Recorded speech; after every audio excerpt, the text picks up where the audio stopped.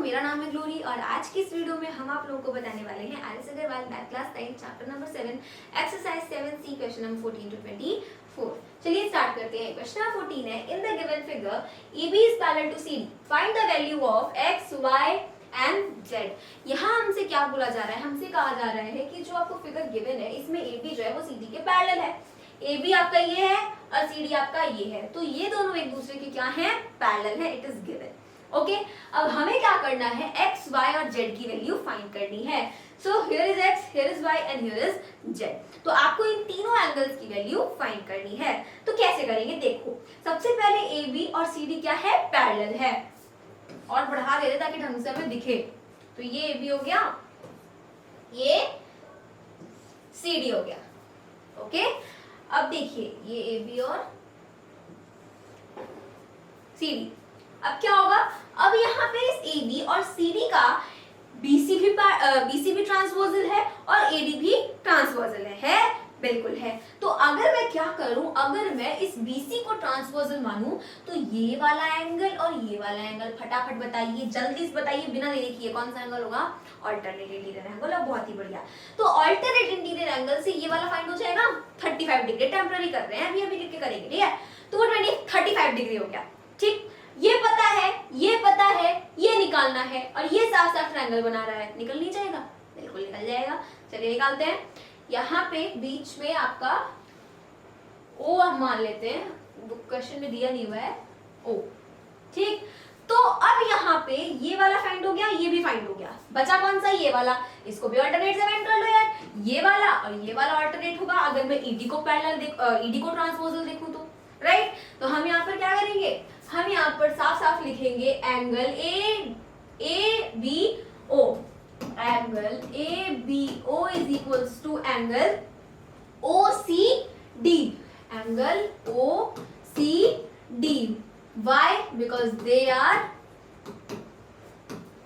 alternate interior angles. Okay? तो angle ABO यानी कि x डिग्री, वेट, यानी कि x इज इक्वल्स टू क्या आ जाएगा मेरे पास, 35 डिग्री। ओके, ये आ गया। अब देखिए ये वाला एंगल, ये वाला एंगल और ये वाला एंगल, तीनों क्या होंगे, 180 डिग्री होंगे। तो मैं यहाँ पर लिखूंगी angle ABO plus angle BAO plus angle AOB is equal to 180 degree. यहां लिख लेना आप अपना according to angle sum property of triangle, पूरा ओवरलैप कर दिया, कोई बात नहीं। ठीक, अब उसके बाद ABO कितना है, x है, BAO कितना है, 75 है, AOB कितना है, y है, इक्वल टू 180। x की value we all know that 35 है, ये 75 है, ये y ही है, इक्वल टू 180। अब y रहेगा 35 और 75 कितना हो गया, 5 और 5 10 को 0 कैरीज 1, देन 7 और 3 10 एंड 1 11। तो मेरा क्या हो गया, 110। तो 180 में से माइनस करेंगे 110, so we will get 70 degree. ठीक, तो y की वैल्यू भी क्या आ गई, 70 डिग्री आ गई। अब क्या करना है, ये वाला और ये वाला निकालना है, 70 डिग्री आ गया। अब मैं क्या लिखूंगी, angle BAO is equal to angle, कौन सा एंगल है आपका, CDO। Why? Because they are alternate interior angles। तो alternate interior angles हैं, तो एंगल CDO मेरा कितना है, Z डिग्री है। तो मैं यहाँ पर लिखूंगी Z is equals to what, 75 degree. देखो भाई, x की वैल्यू भी फाइंड हो गई, y की वैल्यू भी फाइंड हो गई, z की वैल्यू भी फाइंड हो गई, और क्या चाहिए। नेक्स्ट क्वेश्चन देखिए हमारा, वो क्या है, in the given figure AB is parallel to CD, prove that angle BAE minus angle ECD is equals to angle AEC। अब देखिए हमसे बोल रहा है कि AB जो है वो CD के पैरेलल है। ठीक, तो हमें क्या प्रूव करना है कि angle BAE minus angle ECD is equals to angle AEC, ये हमें प्रूव करना है। तो कैसे करेंगे, देखिए बहुत ही सिंपल है। सबसे पहले तो हमें क्या देखना होगा, अगर ये आपका क्या है, वेट, अगर ये आपकी पैरेलल लाइंस है, ये हो गया ए बी, ठीक, और ये हो गया आपका सी डी। देखिए सबसे पहले अगर हम क्या करें, अगर हम यहां से एक पैरेलल लाइन खींचते हैं, देखिए अगर हम यहां से एक इस तरीके से ये पैरेलल लाइन खींच देते हैं, ठीक है। अब ये जो पैरेलल लाइन है वो ए बी के भी पैरेलल और सी डी के भी पैरेलल है, क्योंकि देखिए ए बी और सी डी क्या है, पैरेलल है। तो अगर हम ए बी के पैरेलल एक लाइन खींचेंगे तो वो आपकी सी डी के भी पैरेलल हो जाएगी ऑटोमेटिकली, ठीक है। तो मैं यहाँ पर क्या करूंगी, मैं यहाँ पर इसका नाम दे दूंगी लेट्स सपोज इसमें एफ, ठीक। अब हमें प्रूव करना है, ध्यान से देखिएगा क्या प्रूव करना है। Angle B A E minus angle E C D minus angle E C D, यानी कि ये वाला जो एंगल है और ये वाला एंगल है, if you subtract these angles, अगर आप इन दोनों एंगल्स को सब्ट्रैक्ट करेंगे so you will get angle AEC. तो वो कौन सा एंगल मिलेगा, एईसी एंगल मिलेगा, ये वाला एंगल मिलेगा। ये चीज अब आपको प्रूव करनी है। अब ये हमें बड़ा ही ऐसे अजीब सा उटपटांग सा लग रहा होगा, है ना। तो ये वाली लाइन आपकी पैरेलल है, तो ये जो ईसी है वो क्या हो जाएगा, ट्रांसवर्सल हो जाएगा, होगा। अब जब ईसी ट्रांसवर्सल होगा तो अगर मैं ये वाला एंगल देखूं और ये वाला एंगल देखूं तो ये दोनों एंगल क्या दिख रहे हैं, कोइंसिडेंट एंगल दिख रहे हैं, बिल्कुल। तो अगर ये दोनों कोइंसिडेंट एंगल है तो इनका सम 180 डिग्री होगा। अब यहीं से हमारा खेल स्टार्ट होता है। चलिए करते हैं। सबसे पहले हम यहाँ पर क्या लिखेंगे, हम यहाँ पर लिखेंगे construct a ray EF parallel to AB and of course अगर AB के पैरेलल है तो वो CD के भी पैरेलल हो जाएगा, ठीक। तो ये हमारा हो गया। अब यहाँ पर ये एंगल है आपका एंगल FEC, ठीक, या फिर हम एंगल CEF लिख सकते हैं। तो हम यहाँ पर लिखेंगे एंगल CEF प्लस कौन सा एंगल है, प्लस एंगल ECD। तो हम यहाँ पर लिखेंगे प्लस एंगल ECD, ये दोनों मिलके 180 डिग्री बनाएंगे। क्यों बनाएंगे, क्योंकि ये आपके कोइंसिडेंट एंगल है और EC जो है वो ट्रांसवर्सल है, मतलब EF और CD पैरेलल तो EC ट्रांसवर्सल और दोनों मिलके कोइंसिडेंट बनाएंगे। सिंपल सी बात है यार। तो हम यहाँ पर लिखेंगे कोइंटीरियर एंगल्स, बहुत ही बढ़िया। उसके बाद क्या लिखूंगी, अब उसके बाद मैं लेट्स सपोज इसको कर लेते हैं हम इक्वेशन नंबर 1, ठीक, इसको इक्वेशन नंबर 1 सपोज कर लेते हैं। नाउ अब यहाँ पर क्या होगा, एंगल नहीं कौन सा एंगल ले, हाँ ये वाला एंगल लेते हैं। देखिए अगर मैं यहाँ पर ये वाला एंगल लूं, this one and this one, तो एंगल कौन सा है, angle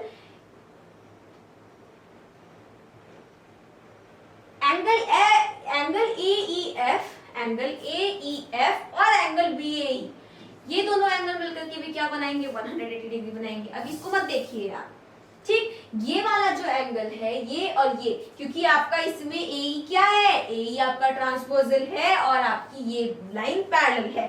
AB is parallel to EF and AE is the transversal. तो ये वाला एंगल और ये वाला एंगल मिलकर के क्या बनाएंगे भाई, सिंपल सी बात है, मिलकर के आपकी ये कोइंसिडेंट एंगल बनाएंगे एंड अगेन 180 डिग्री फॉर्म करेंगे।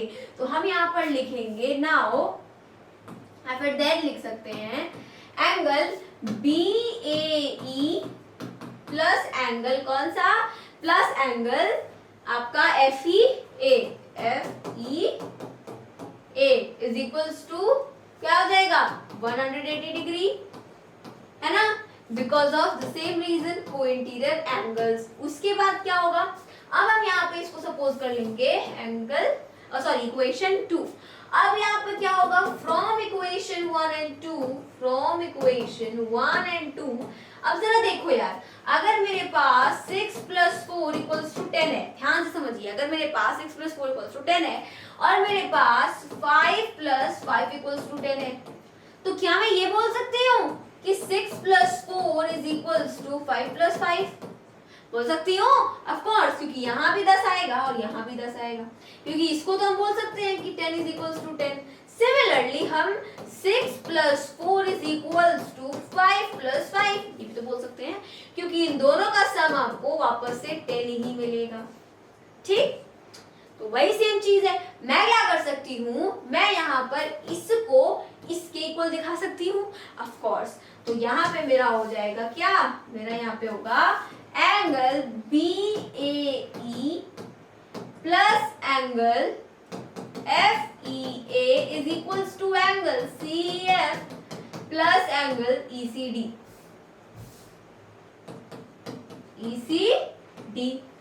अब angle BAE plus angle FEA, देखिए हमें प्रूफ क्या करना है साफ साफ।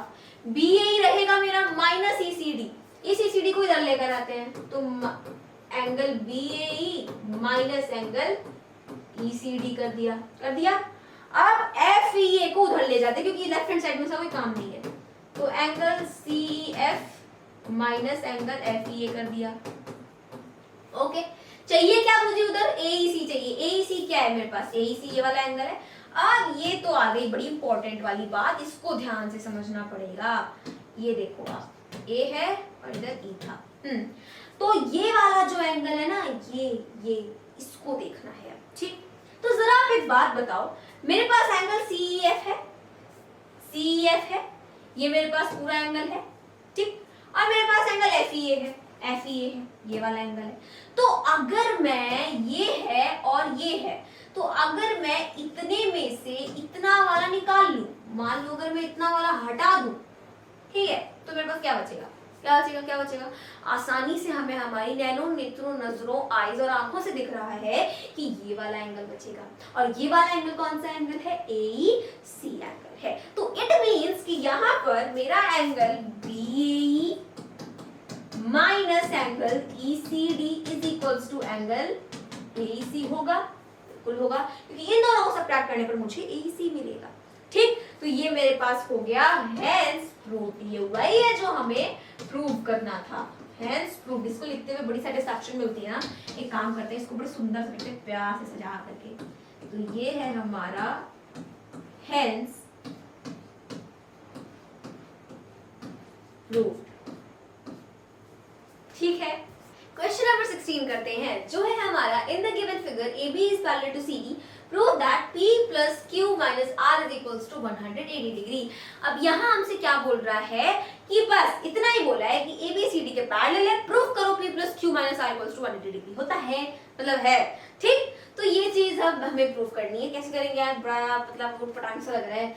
तो हम क्या करते हैं, देखो बीच में ना कुछ ऐसे इंडिकेट कर रहा है, ऐसे करके कुछ इंडिकेट कर रहा है। ये बीच में देखो F है, तो ये हम क्या कर सकते हैं, इस F की हेल्प से हमें पैरेलल लाइन बना सकते हैं। तो बीच में है ना यार, बीच में या फिर नीचे, कहीं भी ऊपर नीचे, बस हम पैरेलल लाइन बना सकते हैं उस F से। तो हम क्या कर रहे हैं, यहाँ से एक रे खींच रहे हैं। रुको, देखो यहाँ से लेट्स सपोज मैंने ऐसे एक रे खींची,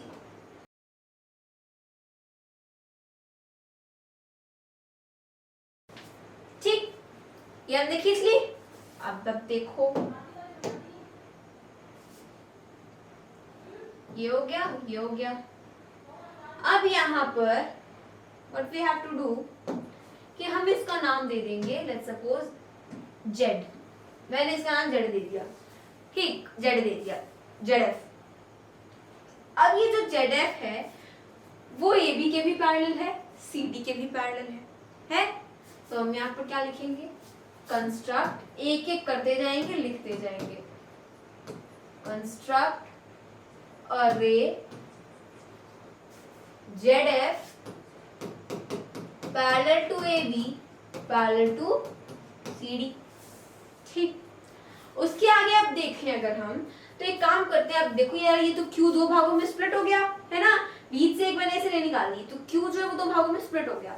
तो एक का नाम रख देते हैं एंगल 1, एक का नाम रख देते हैं एंगल 2, एक का नाम रख देते हैं एंगल 1, एक का नाम रख देते हैं एंगल 2। कोई दिक्कत, समस्या, परेशानी जी नहीं। ठीक, अब यहाँ पर क्या हो गया है, अब यहाँ पर 1 और 2 एंगल्स हो गए।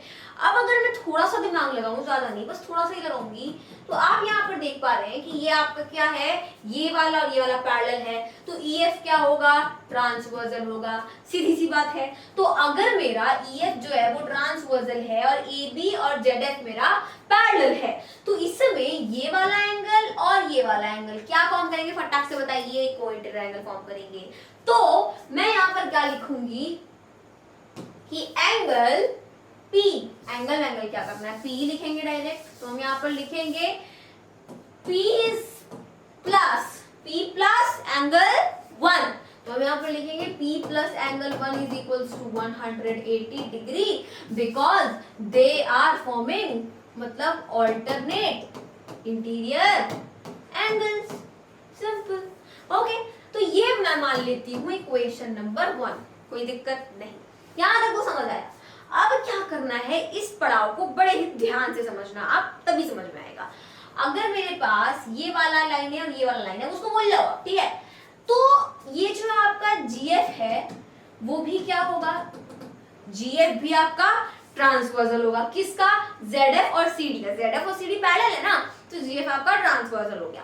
अब इसमें अगर हम देखें तो ये वाला एंगल और ये वाला एंगल क्या है, ये दोनों एंगल आपके ऑल्टरनेट इंटीरियर एंगल हैं। ऑल्टरनेट इंटीरियर एंगल है, इट मींस क्या होंगे, इक्वल होंगे, ठीक है, उससे मतलब नहीं है। अगर मैं क्या करूं, 180 में से इस R को माइनस कर दूं, क्योंकि अगर ये है मेरे पास और ये है तो पूरा 180 बनाएगा, है ना।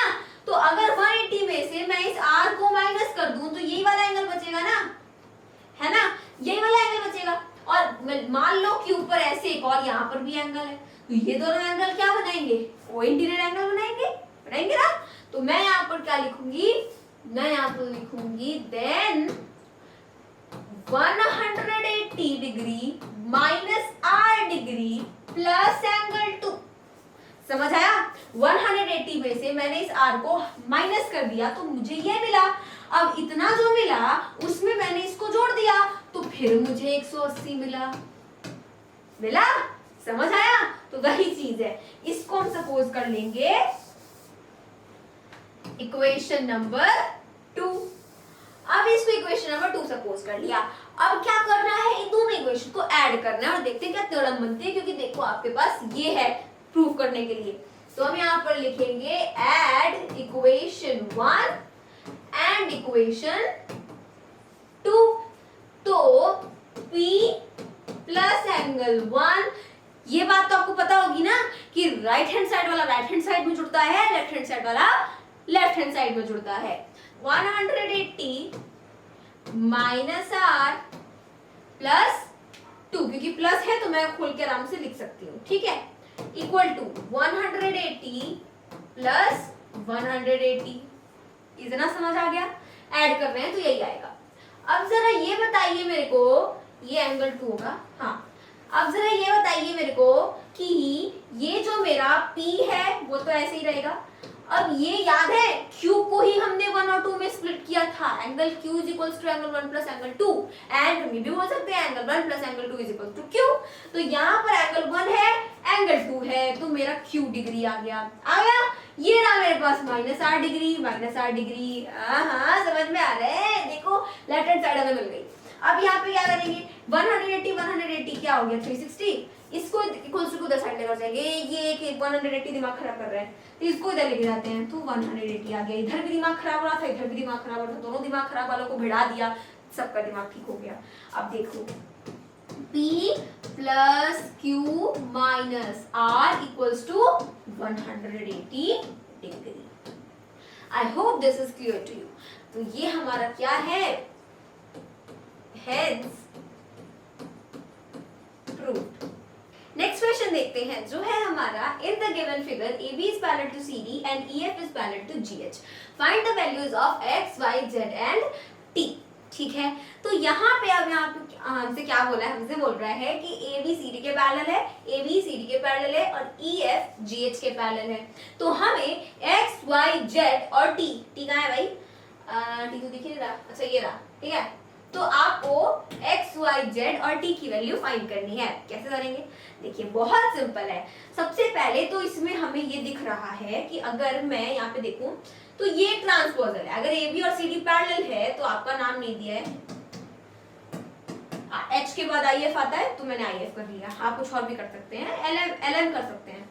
तो यहाँ पे देखिए, अगर देखूं तो IF क्या है, ट्रांसपोजल है, किसका, AB और CD का, क्योंकि AB और CD पैरेलल है ना, तो IF मेरा ट्रांसवर्सल हो गया। जब ये ट्रांसवर्सल हो गया तो आप ये वाला एंगल देखिए और ये वाला एंगल देखिए, साफ साफ ये वर्टिकली ऑपोजिट एंगल बना रहे हैं। तो उस हिसाब से आपका ये वाला एंगल पहले ही फाइंड हो गया। ट्रांसवर्सल अगर मैं देखूं, जो भी ना देखूं, तो ये वाला दोनों एंगल क्या है, वर्टिकली ऑपोजिट एंगल। अगर ट्रांसवर्सल वगैरह देखे भी और ना देखे तो भी, angle PRQ is equals to कौन सा angle IRF, angle IRF which means कि हमारा x इज इक्वल्स टू क्या आया 60 डिग्री आया। ठीक, अब क्या बचा आपका y बचा।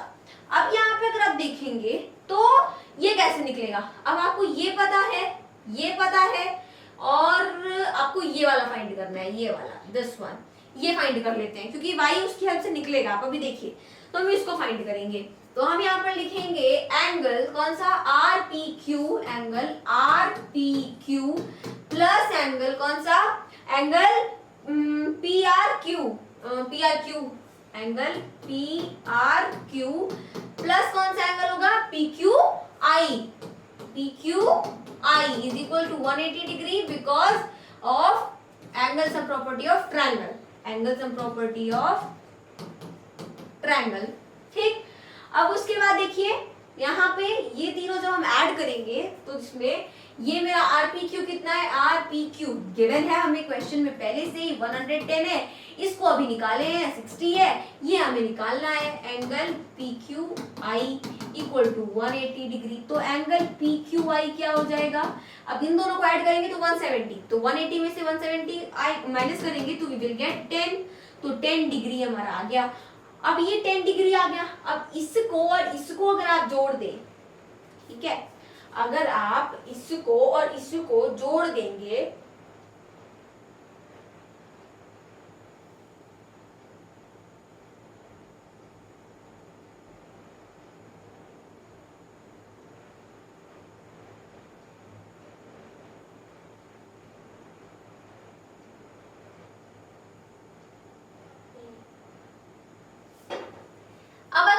देखेंगे तो ये आपका एक पैरेललोग्राम फॉर्म हो रहा है, ठीक। ये मेरा एक पैरेललोग्राम फॉर्म हो रहा है। इस पैरेललोग्राम में ये डायगोनल है, ठीक। तो अगर ये वाला एंगल देखें और ये वाला एंगल देखें तो वो क्या होंगे, इक्वल होंगे, because opposite sides of parallelogram are opposite या साइड्स भी होती हैं, तो opposite angle of parallelograms are equal. तो इस हिसाब से मेरा angle T equals to angle 110 हो जाएगा। तो मैं यहाँ पर क्या लिखूंगी, बड़ा सिंपल सा रीजन लिखूंगी कि एंगल कौन सा है, angle RPQ is equals to कौन सा एंगल, एंगल T, ठीक है। तो एंगल T इक्वल्स टू कर देंगे because of opposite angles of parallelogram are equal, ठीक। तो मेरा एंगल T इक्वल्स टू क्या आ जाएगा, मेरा T इक्वल्स टू आ जाएगा 110 degree.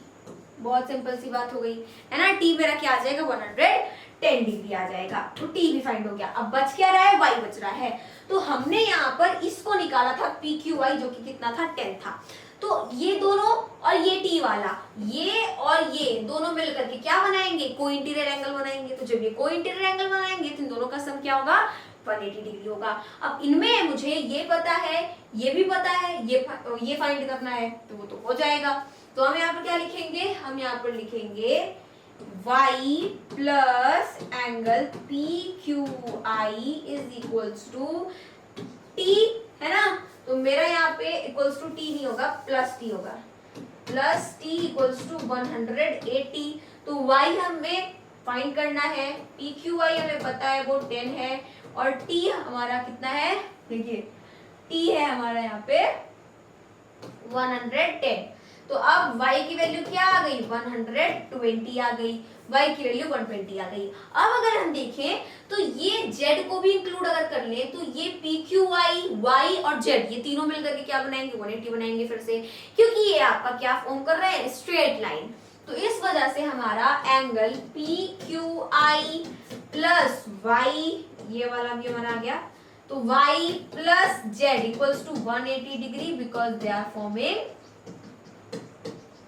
Straight line.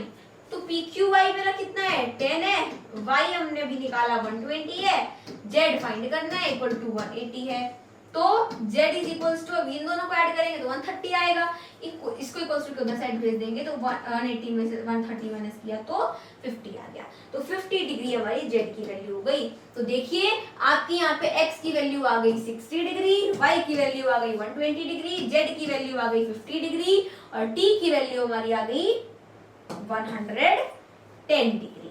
Next question देखिए क्या है हमारा। In the given figure, AB is parallel to CD and a transversal T cut them at E and F respectively. देखिए यहाँ पे क्या बोल रहा है कि AB और CD पैरेलल हैं, AB is parallel to CD, transversal T जो है वो उनको कट कर रहा है at E and F respectively, मतलब AB को कट कर रहा है E पे और CD को कट कर रहा है F पे respectively, means this. तो if EG and FG are bisectors of angle BEF and angle EFD, अगर यहाँ पर EG और FG आपके बाइसेक्टर हैं कौन से एंगल के, एंगल BEF के और एंगल EFD के रिस्पेक्टिवली, मतलब EG जो है आपका वो बाइसेक्टर होगा एंगल BEF का और FG जो है वो बाइसेक्टर होगा एंगल EFD का।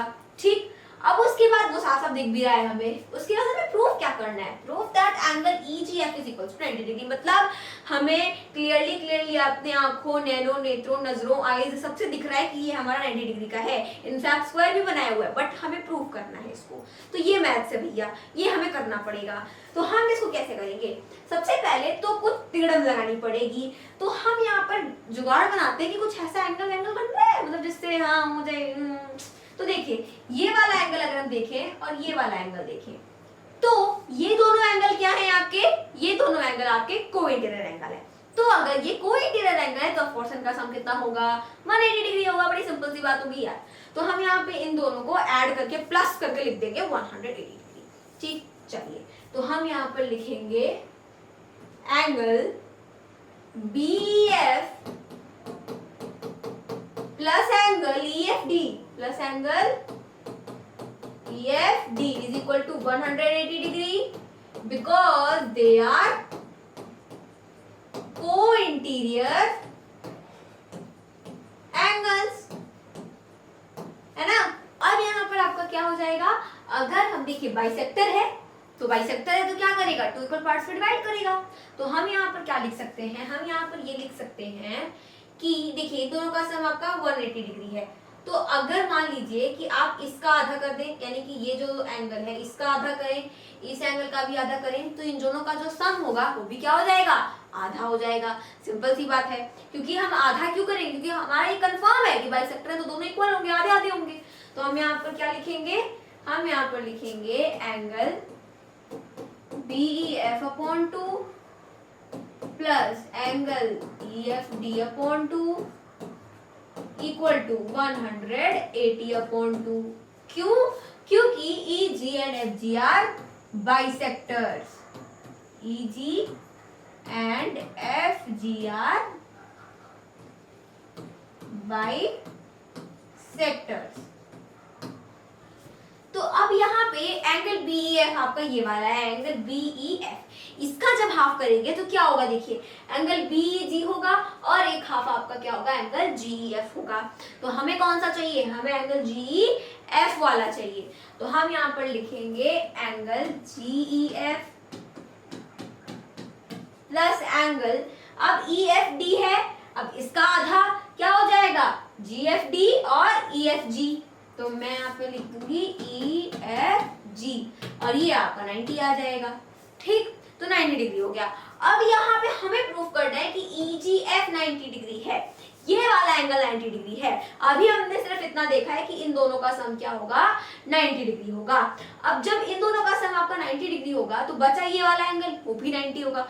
क्यों, क्योंकि ट्रायंगल में क्या होता है, तीनों एंगल का सम आपको 180 डिग्री होगा। तो अगर दो एंगल का सम 90 है तो जो बचा हुआ उसका भी 90 ही होगा। 180 में से 90 को सबट्रैक्ट कर देंगे तो हम यहाँ पर क्या लिखेंगे, हम यहाँ पर लिखेंगे कि angle GEF plus angle EFG plus angle कौन सा होगा, EGF is equals to 180 degree. ऐसा इसलिए होगा because of angles and property of triangle. तो हम यहाँ पर लिखेंगे एंगल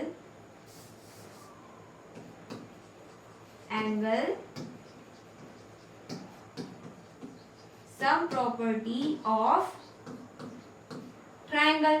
उसके बाद एंगल GEF और EFG अभी निकाला है, दोनों का सम क्या है 90 डिग्री है, तो ये जो पूरा है वो यहाँ पर हो जाएगा 90 डिग्री। उसके बाद है angle EGF is equals to 180 degree. अब 90 इक्वल्स टू किस साइड आएगा, लॉजिकली भी हो सकता था, वैसे भी हो जाएगा, तो angle EGF is equals to क्या आ जाएगा 90 डिग्री आ जाएगा। तो हम यहाँ पर लिख सकते हैं हेंस प्रूव्ड।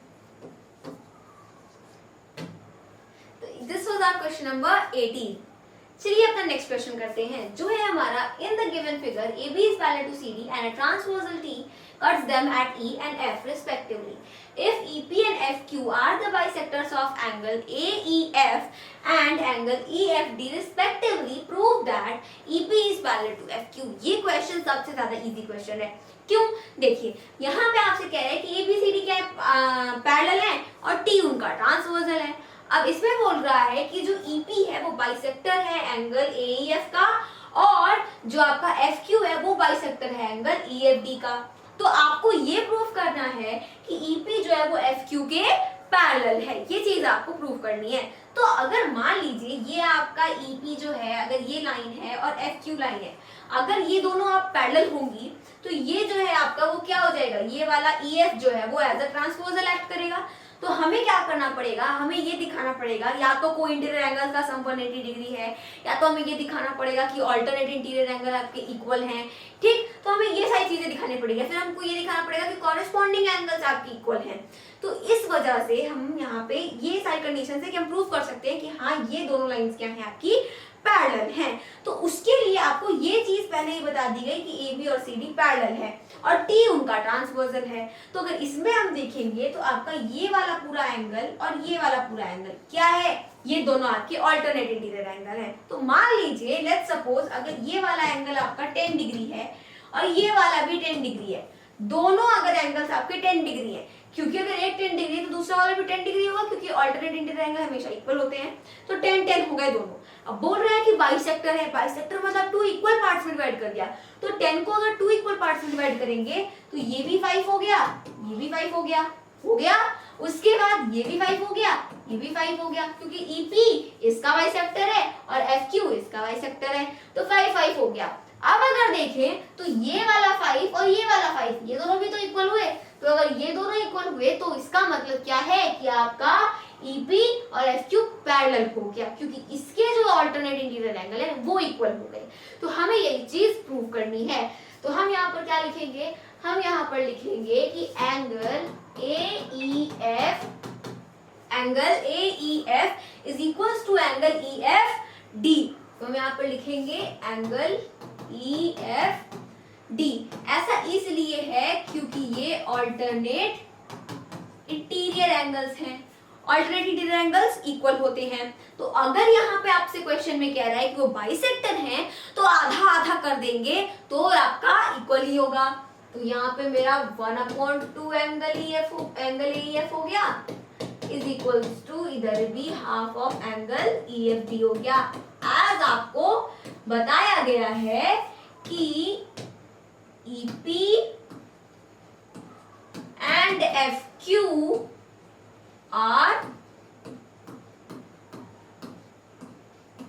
bisectors। ठीक, अब इसमें अगर AEF का आधा करेंगे तो वो मेरा किस में स्प्लिट हो जाएगा, वो आपका स्प्लिट हो जाएगा इसमें angle PEF, angle PEF is equals to कौन सा एंगल, एंगल EFQ। तो मेरा यहाँ पे अगर ये दोनों इक्वल है, सो if angle PEF is equals to angle EFQ, then EP is parallel to FQ। उसके बाद आप लिख सकते हैं because they are alternate interior angles. ठीक, मिलते हैं अपने अगले वीडियो में, तब तक के लिए मेरे सभी दोस्तों को मेरी तरफ से जय हिंद, जय भारत।